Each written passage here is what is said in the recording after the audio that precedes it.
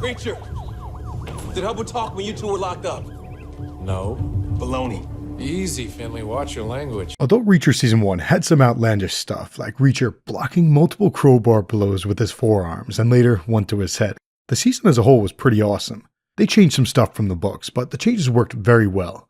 In this video, we are going to break down the season, layering in some extra color from the book. Then we will break down the climax and the ending. The first question is, why did Reacher go to Margrave, Georgia in the first place? Reacher's brother Joe had once told Reacher that a blues singer named Blind Blake died in Margrave. A few days before the show began, Reacher was in Florida. He was in a bar and he heard a Blind Blake song. Since Reacher doesn't have a home, he was free to wander. So he got curious and took a bus up to the area. Lo and behold, his brother, whom he hadn't seen in years, got killed there the very night that he arrived. This morning. It's last night until 11:59 and 59 seconds, and then it becomes this morning. In an investigation, details matter. So Reacher went to Margrave to find out about Blind Blake, to see if he had really died there, as his brother had once said.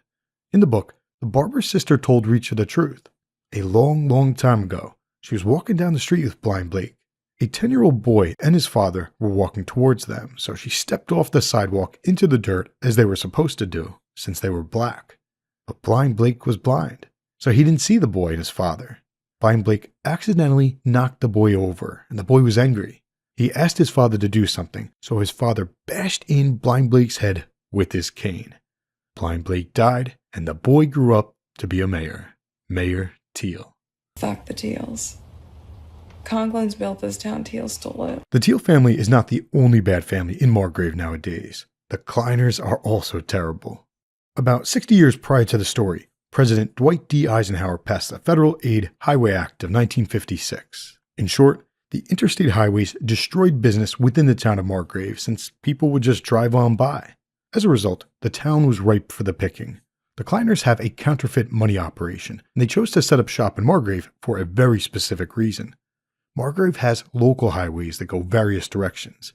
That allows the Kliners' trucks to avoid federal interstates for most of their trips and thus to stay off the radar of cops. The Kliners' business is pretty simple. They hired Hubble to find ways to collect a lot of single-dollar bills. They would then pay for those bills with wire transfers. Kliners would then bleach the dollar bills and reprint them as $100 bills.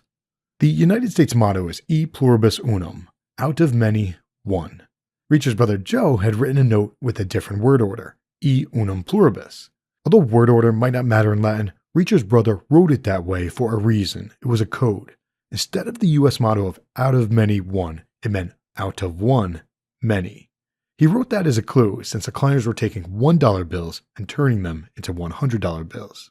The Kliners were in business with Venezuelans, and things were going well for the Kliners.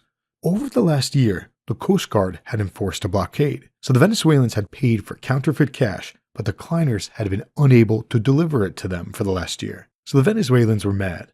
Luckily for the Kliners, the Coast Guard blockade was going to end soon, so they began piling up a ton of cash in their warehouse so that they could start shipping it out once the blockade ended. That leads us to Reacher's brother, Joe. Hubble wanted to get out of the business, so he left a message on a federal tip line, and Reacher's brother Joe called him back. Meanwhile, Hubble noticed that one of the Kliner truckers had been stealing cash, so good old Hubble put the driver in touch with Joe Reacher. Unfortunately, the Kliners already had their eyes on the trucker, so basically, Joe came to town to investigate, and both he and the dirty trucker were killed. If I hadn't walked in that bar a few days ago, heard that Blind Blake song, probably would have been years before I found out he was dead. Coincidentally, Reacher arrived to town the same night that his brother was killed. Reacher hadn't seen his brother in years, but they used to be very close, so he was pissed. That's why he stayed around and sought vengeance, partnering with Finley and Roscoe. The climax of the season took place at the warehouse. You know, it's hard to tell with the suit on, but you're kind of jacked, Finley. Really? No. Finley's friend Picard had sold him out to dry, so it was poetic that Finley got to take out Picard. Similarly, Roscoe got to take out Mayor Teal. That was poetic since Roscoe's family, the Conklins, were there since the town was founded. In her eyes, they had built it, and the racist Teal family had stolen it. On top of that, Roscoe found out that Teal killed Inspector Gray with his diamond-topped cane, and Roscoe looked at Gray like a father. So Roscoe killing Teal was perfect, and in theory, Roscoe is in a good position to become the new mayor of Margrave. Last but certainly not least, Reacher got to take out Kliner Jr. KJ had killed Reacher's brother Joe, so this ending was poetic as well. The coolest part about the climax was that it was foreshadowed in the dialogue all the way back in episode 3. I'm gonna uncover this whole operation, then burn it to the ground. Now, the ending. You're not my daddy. Horatio Finley's my daddy. Reacher could not stay in town. After all, there were going to be various types of feds raining down on it. He had covered his tracks, so he wouldn't have been convicted of anything, but they could have held him up for 2 years or so, and he didn't want that. On top of that, Roscoe loves the town. She'll likely be there forever, and the town will be better for it. But that type of life isn't for Reacher. Reacher is a wanderer. It's just who I am.